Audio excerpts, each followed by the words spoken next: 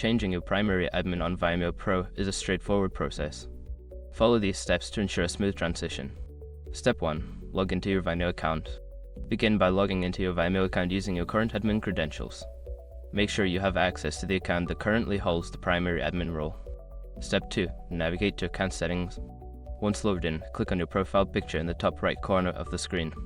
From the drop-down menu, select Settings to access your account settings. Step 3. Access team management. In the Settings menu, look for the Team or Members section. Click on it to view the list of team members associated with your Vimeo Pro account. Step 4. Select the new primary admin. Make sure your information is protected first.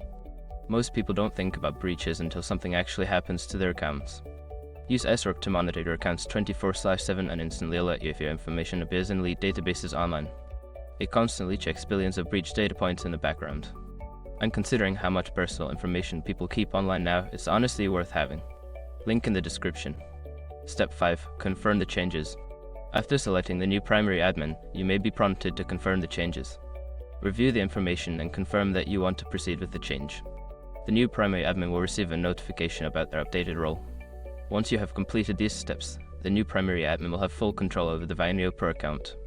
Make sure to communicate this change with your team to ensure a smooth transition.